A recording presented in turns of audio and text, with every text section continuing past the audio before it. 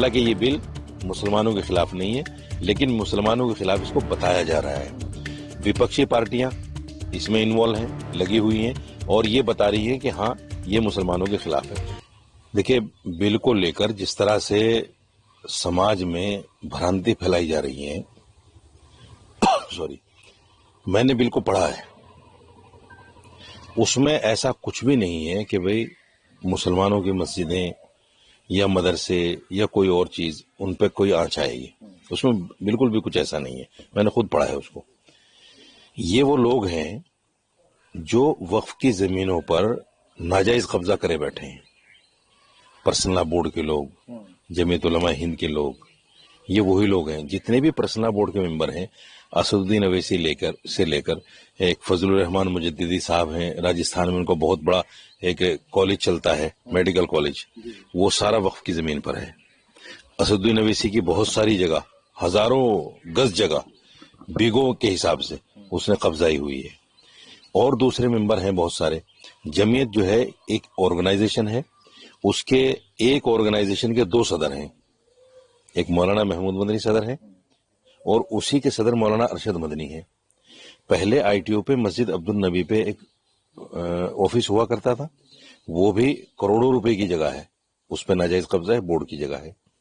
پھر انہوں نے 1 بیگھہ جگہ آئی ٹی او پہ تھوڑا سا دور ہٹ کے، جہاں پیر رکھنے کو جگہ نہیں ملتی، 1 بیگھہ جگہ وقف بورڈ کی پھر انہوں نے قبضہ لی، اور جمعیت علماء کے نام پہ۔ تو یہ وہ لوگ ہیں جو وقف کی جگہ قبضہ کرے بیٹھے ہیں، ان کو ڈر لگ رہا ہے کہ سرکار یہ جگہ ہم سے نہ چھڑوا لے۔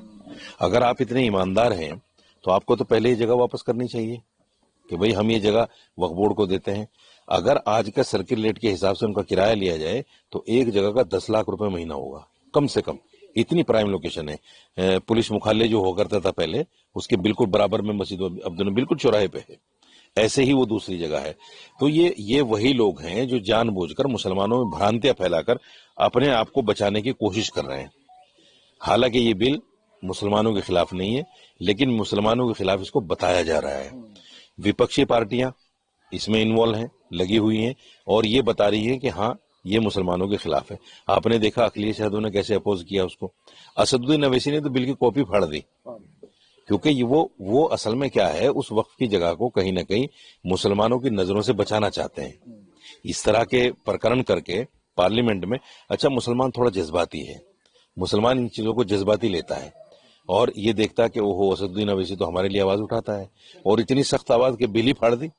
تو کل سے جو ہے بڑا ہنگامہ ہے اسد الدین اویسی کو لے کر مسلمانوں میں کہ بھئی اتنا بڑا بہادر کوئی آدمی نہیں ہے۔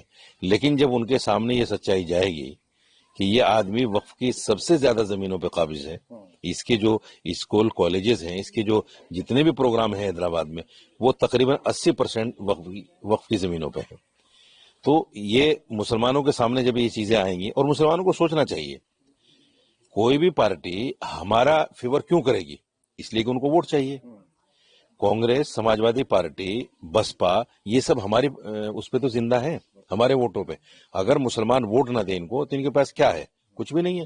37 سیٹیں جو سماجوادی پارٹی کی آئی ہیں وہ سب مسلمانوں کے دل پہ آئی ہیں، اور یہ سمجھیے گا کہ یادوں نے خود ان کو ووٹ نہیں دیا، یادوں نے ووٹ نہیں کیا یو پی میں، مسلمانوں نے بھر بھر کے کیا ہے۔